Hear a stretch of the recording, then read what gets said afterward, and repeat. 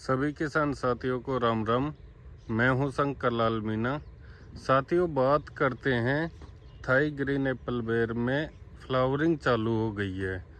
Flowering चालू होने के बाद किसान भाइयों को क्या क्या करना है जिससे कि अपने बेर के बगीचे में ज़्यादा से ज़्यादा फ्लावरिंग सेट हो, और वो कैसे होगी वो आपको मैं दिखा रहा हूँ। जैसे ये थाई एप्पल बेर का ये बगीचा है, इसमें आप देख पा रहे हैं जैसे ये बेर सेट होने लग गए।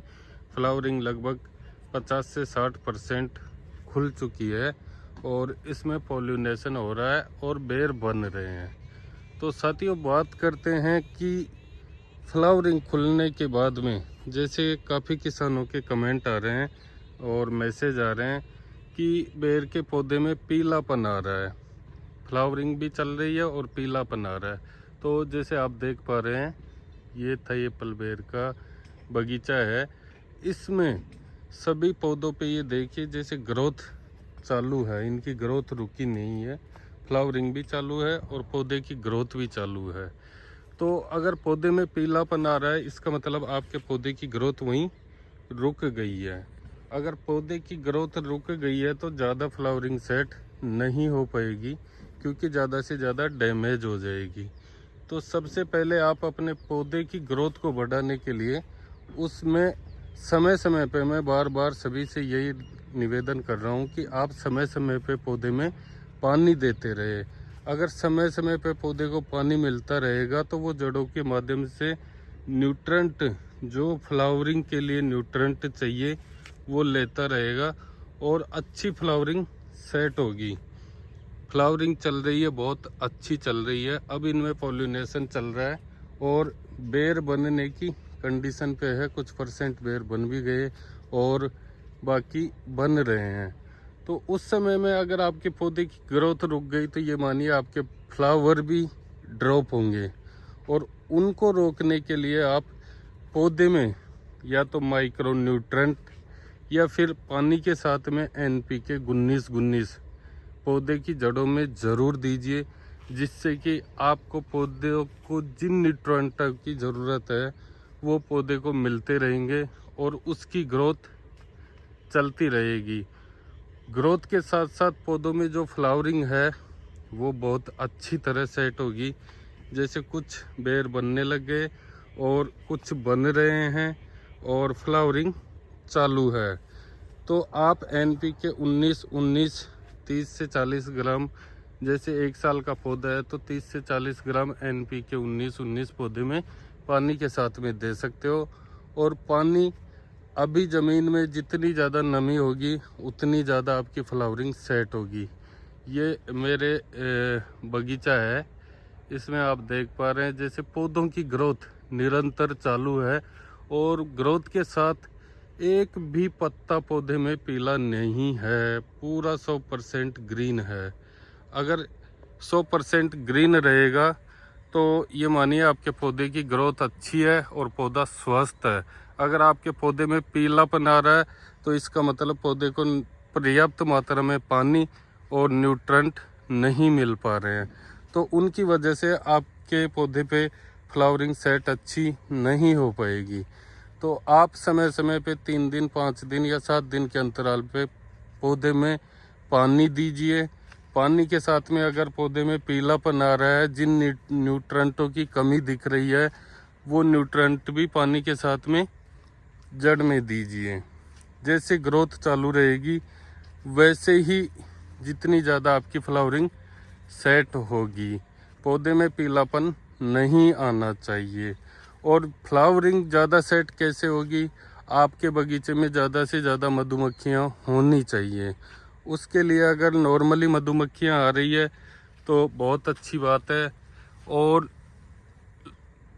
ये देखिए जैसे ये बेर एक एक गुच्छे में 4-4 बेर बन रहे हैं, इसमें भी 3 बेर बन रहे हैं। ऐसे ही बेर आपके बगीचे में बनेंगे। अगर आपके पौधों की जड़ों में न्यूट्रेंट की मात्रा की कमी हुई तो पौधा पीलापन पे आ जाएगा और बेर ज़्यादा नहीं बन पाएंगे, फ्लावरिंग ड्रॉप होगी। तो उसके लिए मैं अभी भी यही कह रहा हूँ, निरंतर अपने बगीचे में पानी देते रहिए और पानी के साथ में अगर पौधे में पीलापन है तो न्यूट्रेंट भी दीजिए। फ्लावरिंग के समय आपको मुख्य बातों का ध्यान रखना है, जैसे किसी भी प्रकार का कोई स्प्रे करने से बचे, क्योंकि स्प्रे होगा तो पोलिनेशन पे इफ़ेक्ट होगा। अगर पोलिनेशन पे इफ़ेक्ट हुआ तो बेर बहुत कम बन पाएंगे, और बेर ज़्यादा तभी बन पाएंगे जब ज़्यादा से ज़्यादा पोलिनेशन होगा।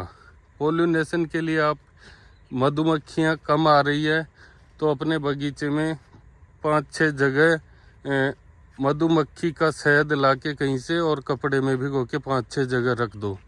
उसकी खुशबू से इतनी मधुमक्खियाँ आ जाएंगी आपके बगीचे में कि पोलिनेशन बहुत ही ज़बरदस्त होगा।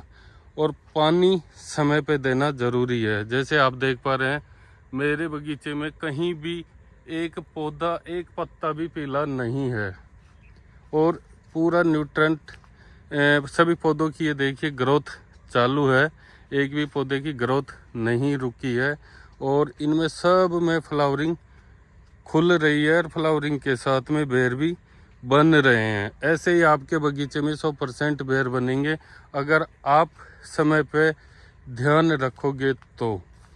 स्प्रे से इफ़ेक्ट ये होता है, पोलिनेशन पे इफ़ेक्ट होता है, और पोलिनेशन का मतलब ये है कि बेर की क्वांटिटी वो कम हो जाएगी। जैसे आप देख पा रहे हैं ये मेरे पौधे हैं, इनमें कहीं भी पीलापन नहीं है, सभी में फ्लावरिंग ज़बरदस्त चल रही है, और बेर भी बहुत अच्छे बन रहे हैं। 3-3, 4-4, एक गुच्छे में 4 बेर बन रहे हैं, 3 से 4 बेर। और अगर 2 बेर भी बनते हैं तो कहीं कम नहीं है, क्योंकि पौधा इतना बड़ा है तो जहाँ जितनी फ्लावरिंग खुलेगी उसमें से कुछ % ही बेर बनेंगे। जैसे ये देख रहे हैं आप, इसमें ये बेर बन रहा है। तो आप समय पे पौधों में पानी दीजिए, पानी के साथ में अगर पीलापन है तो न्यूट्रेंट दीजिए, और स्प्रे करने से बचे। और अभी के समय में जैसे फ्लावरिंग खुल गई, इस समय में अगर आपको एंटीबर्ड नेट लगाना है तो ये जैसे हमने इंस्टॉल किया है वैसे ही आप भी एंटीबर्ड नेट कम्प्लीटली लगा लें, क्योंकि जैसे ही बेर बनेंगे पक्षियों का अट्रैक्ट शुरू हो जाएगा। तो उससे पहले ही तैयारी करके बैठे, किसी प्रकार का कोई भी नुकसान नहीं हो। आगे की है जैसे कि बेर बनने के बाद में क्या क्या करना है वो आपको वीडियो के माध्यम से मैं समय समय पे आपको बताता रहूँगा। और बगीचे को सबसे विशेष चीज़, ज़्यादा कीटनाशक तो यूज करेंगे ही नहीं, क्योंकि ये देखिए जैसे मेरा बगीचा है ये नेट एंड क्लीन है, साफ सफाई पूरी तरह अगर आप रखोगे तो बगीचे में किसी भी प्रकार की कोई बीमारी आएगी ही नहीं। और बीमारी नहीं आएगी तो आपके फल को किसी भी प्रकार से कोई नुकसान नहीं होगा। सबसे मेन चीज़ पानी आप समय पे देते रहिए, और जो न्यूट्रेंट की अगर पौधे में कमी है वो भी ड्रिप के माध्यम से या फ्लड इरिगेशन देते हो तो उसके माध्यम से जड़ों में दीजिए, ताकि ज़्यादा से ज़्यादा क्वांटिटी में आपके पौधे पे बेर लगे। एंटीबर्ड नेट तो सभी को अब लगाना चाहिए, क्योंकि फ्लावरिंग के टाइम एंटीबर्ड नेट लग जाता है, उसमें कोई नुकसान नहीं होता। बेर बनने के बाद में अगर आप एंटीबर्ड नेट लगाते हो तो उसमें टूटने का या बेर झड़ने का ज़्यादा खतरा हो जाता है। आप देख पा रहे हैं मेरे बगीचे में किसी भी प्रकार की कोई बीमारी भी नहीं है और ना ही कोई समस्या है।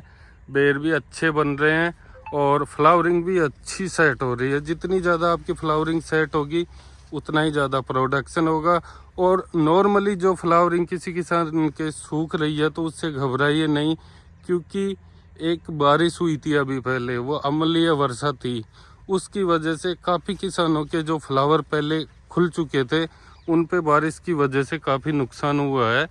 बेर के जो फ्लावर हैं वो सूख रहे हैं, तो उनका कारण यही है कि आप जो डैमेज हो चुके हैं उनको छोड़िए, आगे जो पौधे पे लगे हैं उनको बचाने के लिए आप प्रॉपर पौधे में पानी दीजिए। जो न्यूट्रेंटों की कमी है उन न्यूट्रेंटों की पूर्ति कीजिए, और प्रॉपर जैसे फ्लावरिंग सेट हो जाएगी उसके बाद में क्या करना है वो आपको मैं वीडियो के माध्यम से बताऊंगा। थैंक यू दोस्तों। अगर वीडियो आपको अच्छा लगे तो लाइक एंड शेयर ज़रूर करिए, और चैनल को अभी तक आपने सब्सक्राइब नहीं किया है तो सब्सक्राइब करिए।